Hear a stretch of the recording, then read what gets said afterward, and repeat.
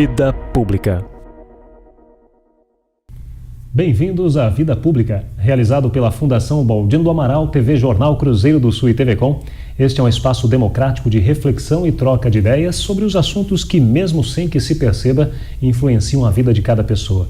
Nossos projetos de vida, nossas esperanças, tudo aquilo que sonhamos para nós, para a nossa cidade e nosso país, passa pela esfera da vida pública.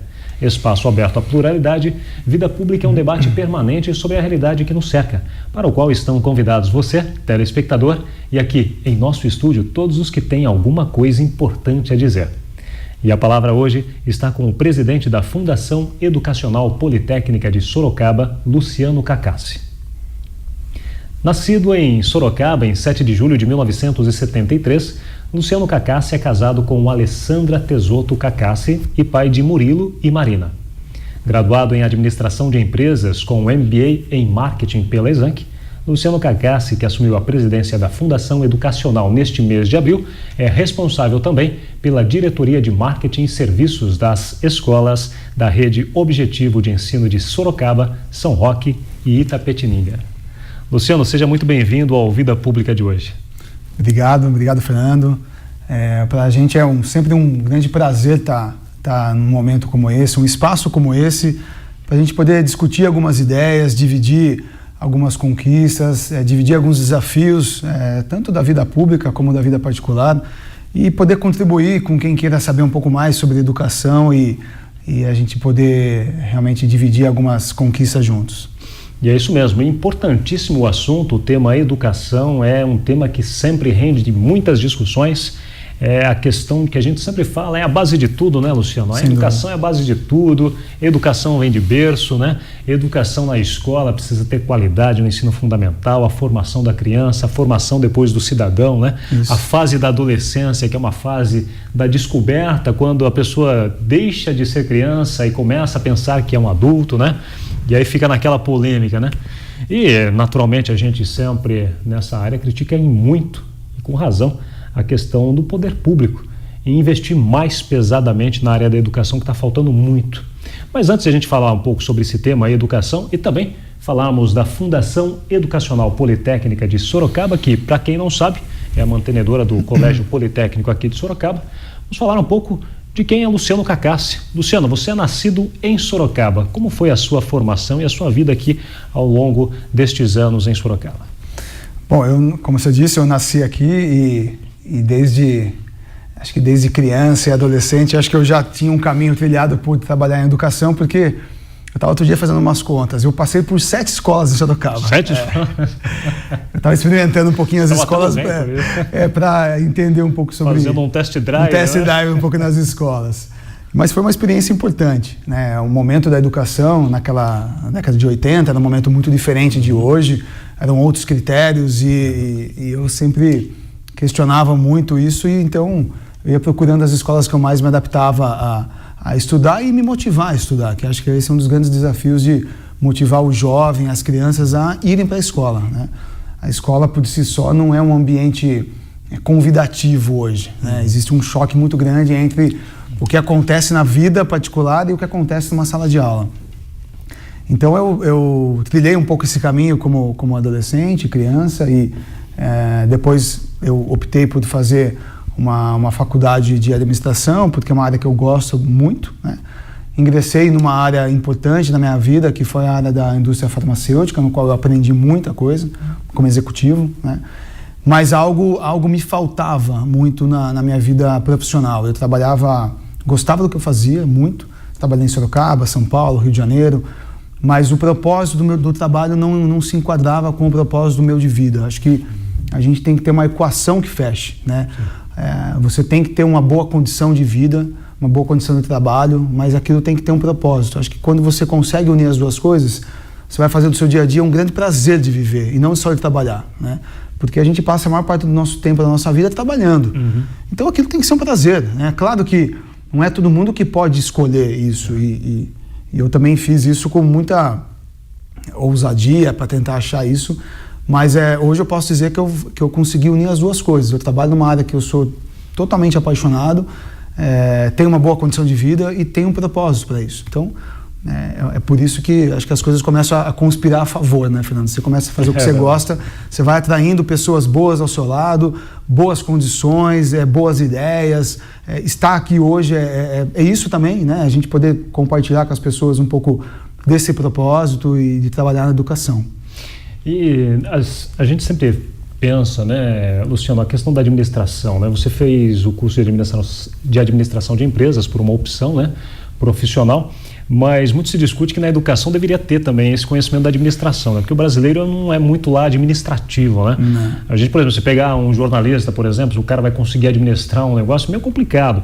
E a administração de empresas, o que você faz, ela te dá uma base muito bacana também, até para você administrar a própria vida, né? Essa questão da organização. Sem dúvida. E o que falta? Você chamou a atenção para um detalhe na década de 80 que o ensino era bem diferente, não existia hoje a tal da continuação da progressão continuada, né? Isso. Que é aquela em que o aluno estuda, se ele tem uma frequência X, mas não vai lá muito bem nas notas, ele acaba ainda passando de ano, não fica repetente, né? Na nossa época você repetia, né? Sim. Eu estudei também na década de 80, e nós tínhamos inclusive 2 disciplinas que a gente até discutiu aqui com outros entrevistados, que é a questão da educação moral e cívica, a OSPB, que era a Organização Social Política Brasileira, que é importantíssima, fundamental, né? Para a formação do cidadão. Você acha que o brasileiro precisaria ter mesmo esses conhecimentos de administração, a questão da educação da economia também, em especial, para poder ter uma vida melhor? Sem dúvida, Fernando, até porque o Brasil mudou muito, né? Na década de 80 a gente vivia num modelo de economia de inflação, né? No qual você não podia projetar o futuro como aposentadoria, você não conseguia projetar o futuro de conquistar alguns bens para a sua vida, porque você não tinha uma economia estável. A partir do momento que o Brasil passou a ter uma economia estável, você começa a trabalhar com créditos, né? E você começa a trabalhar com a parte de gestão financeira. Porque você tendo uma economia estabilizada, você consegue projetar o teu futuro. Quanto eu preciso guardar, se eu guardar tanto, lá na frente vou ter quanto. Então, mudou muito o modelo de economia, mas não mudou o modelo de educação. Então, a gente, lá na escola, no Objetivo, a gente tem muito hoje educação financeira, porque os alunos já começam a ter que entender um pouco isso, né? Os países de primeiro mundo já acontece isso, porque há muito tempo eles já têm uma economia extremamente estabilizada, que você consegue projetar o futuro, planejar o seu futuro, seja para a sua aposentadoria, seja para a sua aquisição de bens, carros, enfim. Mas você tem que ter uma base de planejamento para que você chegue lá. Se você traz os conceitos da época de inflação, né, você não consegue fazer isso, né, porque você não vai entender o movimento como ele mudou. Basta ver como que era a nossa casa antes, né? A gente ia para o supermercado com a mãe, com o pai, fazia uma compra para o mês inteiro, né? E aí guardava a compra em casa. Mudou muito, você vai ao supermercado hoje todo dia. Né? Você vai todo dia, porque você não precisa ir no supermercado. Então, olha como impactou, olha como mudou muito. Você poder fazer uma viagem, antes quase não podia. Então, o planejamento financeiro ele é fundamental. E você ter uma administração como uma matéria seria fundamental para as pessoas. Eu acho que a administração é você entender realmente como você pode administrar os recursos que você possui. Para hoje, mas também para o futuro, seja seu, da sua família. Então, é fundamental. O brasileiro ainda não tem esse conceito muito bem adquirido. Não tem por uma mudança muito rápida no nosso modelo de economia. A gente está comemorando aí 20 anos, né, do real, é pouquíssimo tempo. Então, olha como mudou. Mas quando você vai para a escola, ela ainda carrega muito da tradição do modelo econômico que tinha no passado. Então, é fundamental você sim trazer um modelo de administração, educação financeira, para que o aluno já comece a crescer num modelo de economia estável e aí consiga projetar o teu futuro. Você falou aí da rede de ensino do Objetivo, né? Que tem essa questão da educação financeira que é fundamental. E as pessoas perguntam, mas por que a área privada, a escola particular, ela sempre é melhor do que a pública? Por que com tantos impostos que se paga, com tanto que se arrecada nesse Brasil afora, a educação ainda no Brasil é falha e não tem a mesma qualidade, o mesmo nível que garanta, inclusive, as mesmas condições e chances para quem estuda na escola particular? O que falta para o ensino público? Então, Fernando, isso é um tema muito legal da gente conversar, né? Talvez o tempo não dê, tá? Mas eu vou tentar resumir assim, a minha opinião e um pouco do que a gente estuda e discute com outras pessoas. Basicamente, para o Brasil, falta uma coisa, gestão. O Brasil não tem problema de dinheiro, não tem problema de recurso financeiro. Só para você ter uma ideia, proporcionalmente, o PIB, o que a gente investe na educação em relação ao nosso PIB, é o mesmo investimento que o Reino Unido investe, que a Suécia investe, que a Finlândia investe. Proporcionalmente, é o mesmo percentual do PIB daquele país. Então, nós não temos problema de recurso financeiro. Basta ver quando você olha hoje algumas linhas de crédito que o governo disponibilizou, FIES, ProUni, Pronatec e tal, o dinheiro, ele sobra. O dinheiro sobra, né? Então, qual que é o problema do Brasil? É gestão. Precisa ter realmente uma boa equipe de gestão para trabalhar com os recursos financeiros que o governo disponibiliza, que são enormes, né? E vão ser ainda maiores agora com o pré-sal. A gente estava olhando, talvez você tenha acompanhado também, existe uma projeção de investir 30 trilhões de reais na educação até 2030.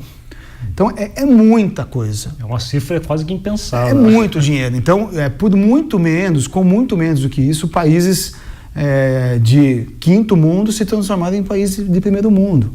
Então, o que acontece com o Brasil hoje? Você olha assim, o Brasil, hoje no ranking do PISA, ele é o 86º país em educação. Só que ele é a 6ª economia do mundo. Então, você olha assim, a conta não fecha. Pois é. A conta não fecha. E por que ela não fecha? Porque não tem gestão. E a gestão que eu digo, você tem que colocar na pauta e colocar a prioridade que vai acontecer, que vai ser realizada na educação.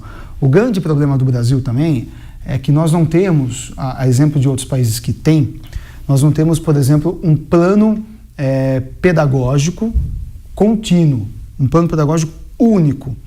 O que acontece no Brasil é que o município ele é responsável, por exemplo, pelo ensino infantil, o Estado é responsável pelo fundamental e ensino médio, e o governo pelo ensino superior.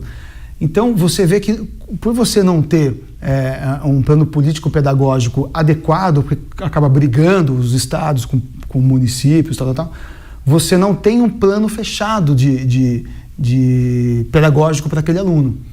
E aí, por também nós termos um modelo de a cada 4 anos mudar governo, prefeitura e presidência, cada um que entra, Fernando, entra querendo fazer a sua parte.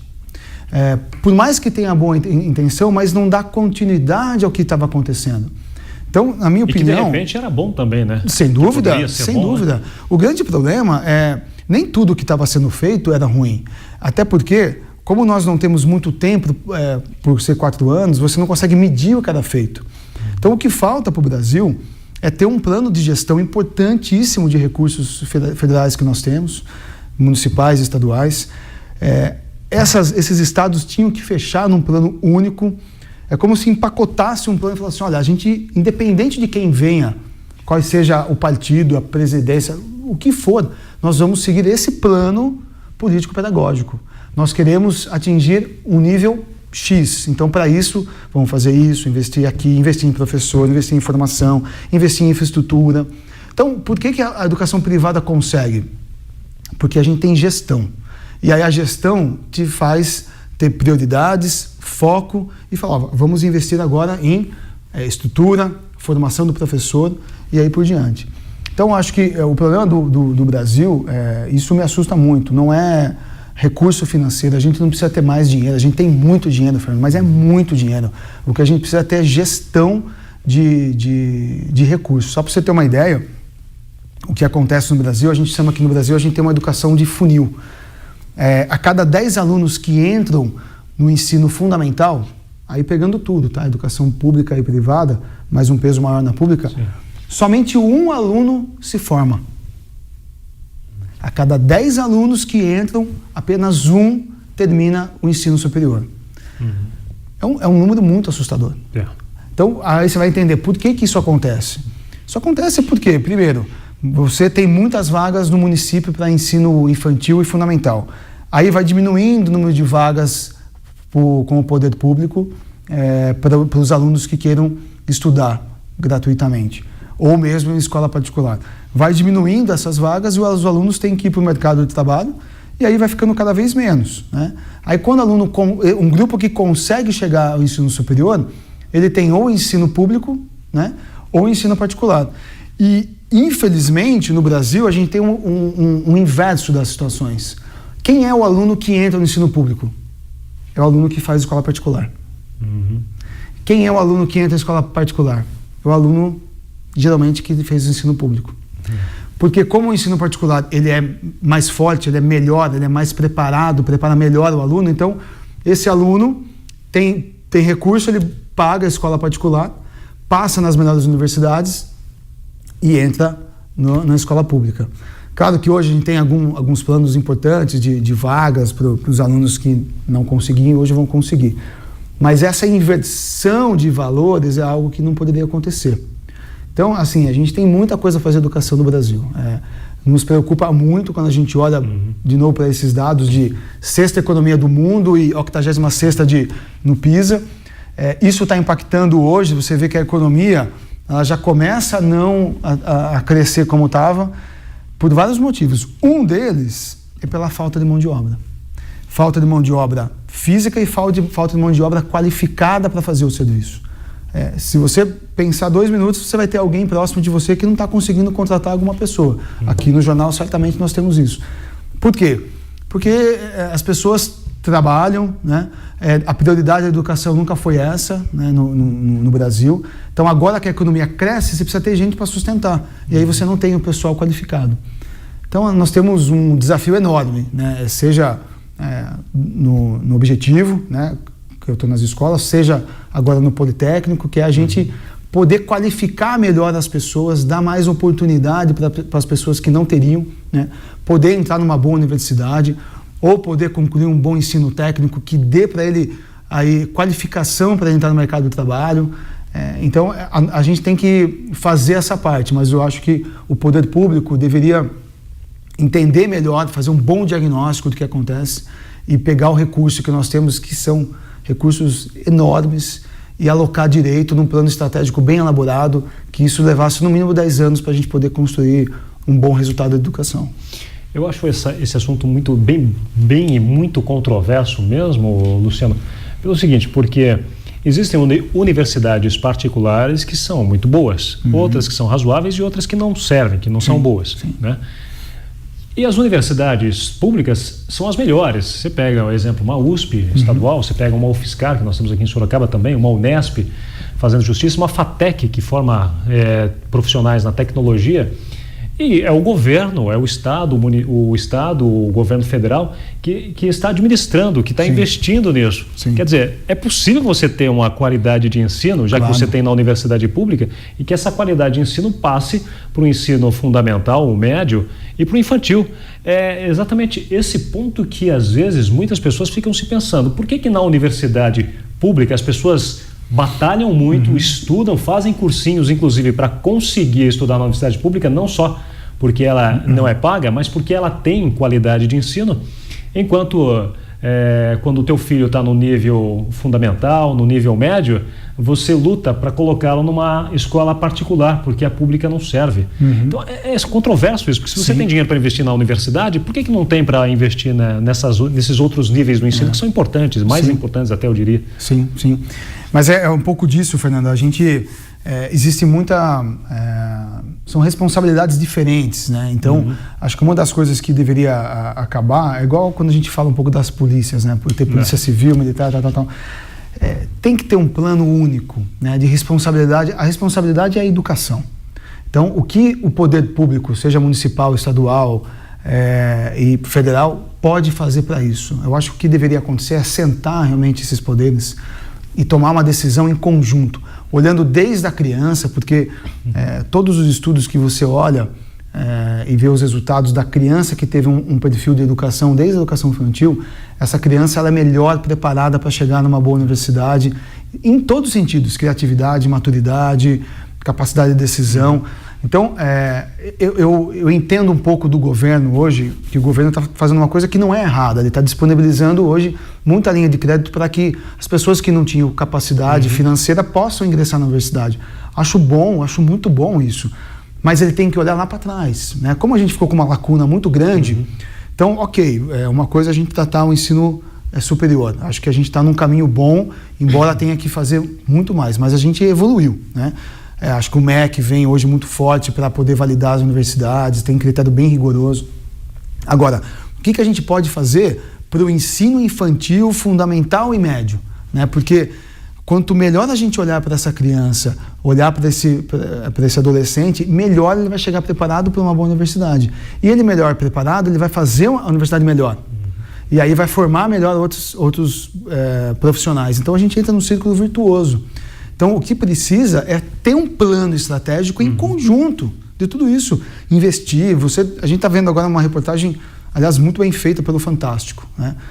E ele mostrou maus exemplos do poder público e excelentes exemplos do poder público na educação, né? Mas você vê que a diferença ela está nas pessoas que estão trabalhando. Muito mais pelas pessoas do que por uma intervenção, seja do município, do estado ou do governo. Não é uma estratégia, é muito mais a pessoa que está ali tem o propósito de fazer algo diferente. Então, é aquele cara que não se conforma, daí ele vai, junta vizinho, junta recurso e faz um negócio, faz aquilo, disputa, desbrava e faz a coisa acontecer. Mas a gente não pode ficar na mão das pessoas. Eu acho que as pessoas completam em muito o trabalho, mas tem que ter um plano estratégico. Não dá para depender da boa vontade de algumas pessoas. Acho isso espetacular, mas isso também tem limite, porque ninguém consegue sobreviver muito tempo desse jeito, né? Então, eu acho que tem que ter muita gestão do financeiro, fazer um plano estratégico, definir as prioridades. Hoje, o PISA mede, a nossa matemática é horrível, né? A gente consegue ser... Só para você ter uma ideia, a melhor nota de matemática da melhor escola particular do Brasil inteiro equivale à pior nota da escola pública, que também tem suas dificuldades, da Inglaterra. Nossa. Então, olha a equivalência, né? Então, assim, a gente tem muita coisa para fazer, Eu acho que a gente caminhou, né? Não posso negar isso, a gente caminhou sim, mas o que falta é realmente os governos se reunirem e falarem, olha, vamos definir foco, vamos ter prioridade, não adianta sair fazendo tudo agora, quem faz tudo não faz nada, né? Vamos focar então na criança, no adolescente, vamos fazer um plano para cá, um plano para o fundamental, para o ensino médio e ensino superior. Luciano, você assumiu o Politécnico, a Fundação Educacional Politécnica de Sorocaba. Qual a importância do Colégio Politécnico em Sorocaba?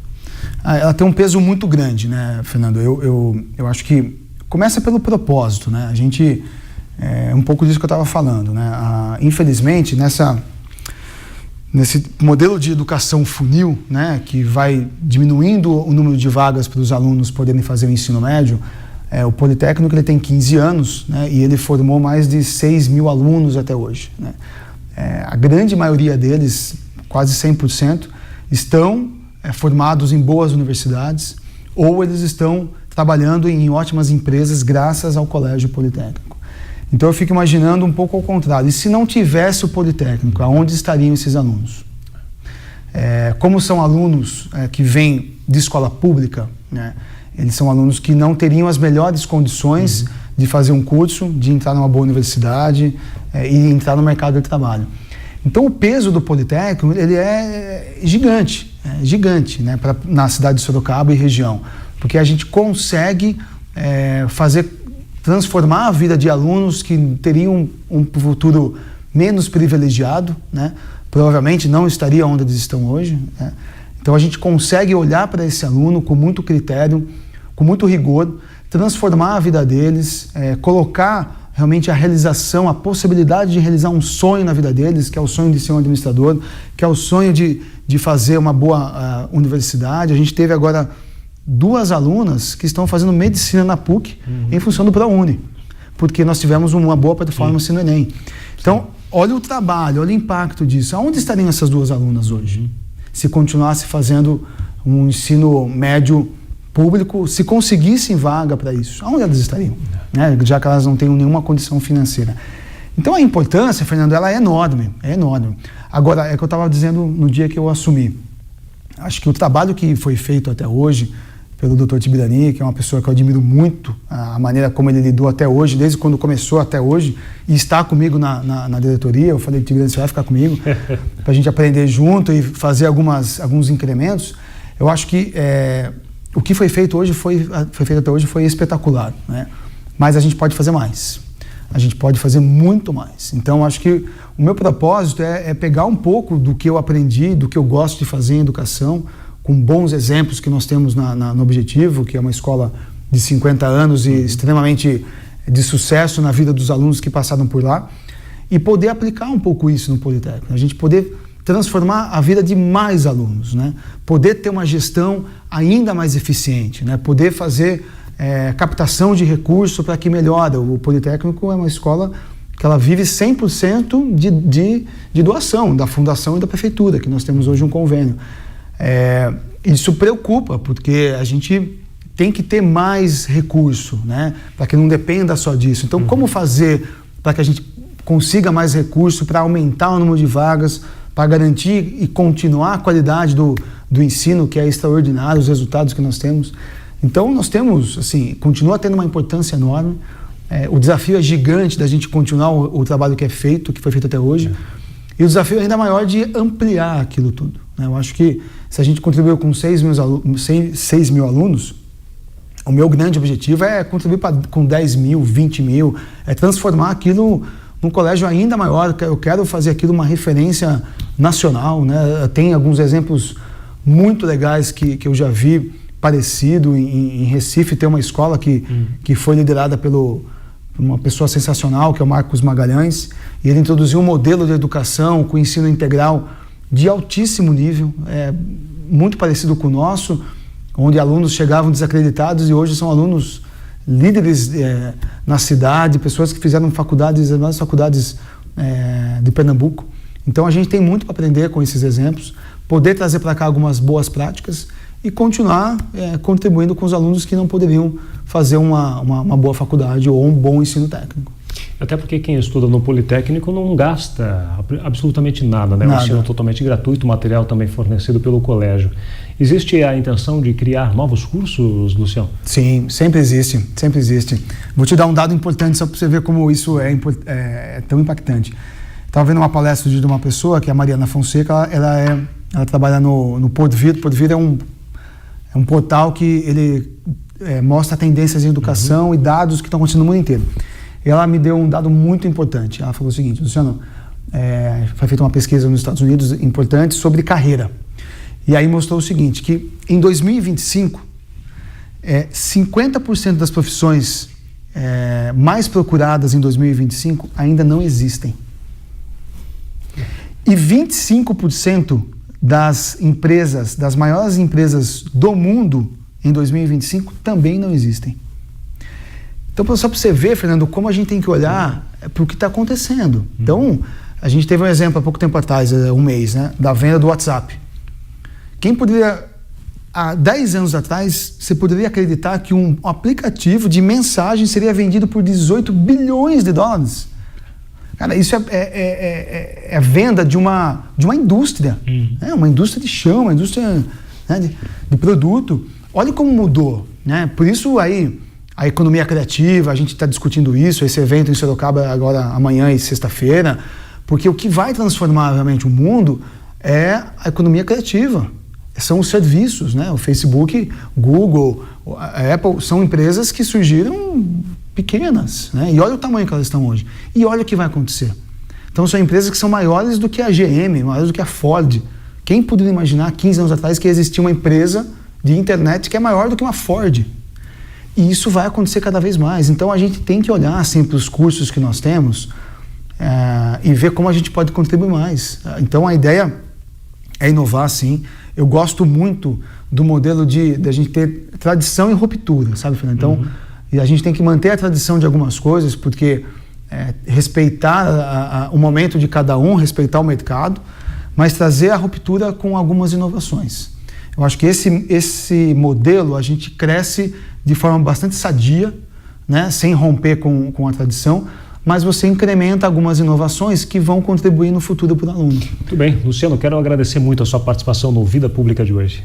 Eu que agradeço. Acho que falar de educação, o tempo ele é curto, né? Esses 30 minutos aí a gente imaginava, mas continuo à disposição para a gente fazer alguns debates, conversar e poder, sempre nessa linha de poder contribuir, instigar, né? Inspirar algumas pessoas que às vezes querem fazer algo diferente, que a gente possa fazer junto isso e contribuir para os alunos.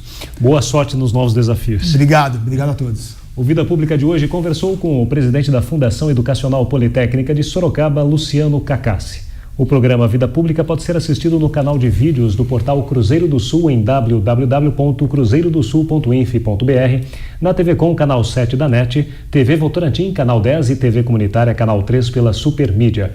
Agradecemos também a participação da nossa equipe de produção, o editor-geral Ednilson Jodar Lopes e o estagiário de produção Gustavo Henrique de Campos, que também é estudante do Colégio Politécnico de Sorocaba. O Vida Pública de hoje fica por aqui. Até o próximo.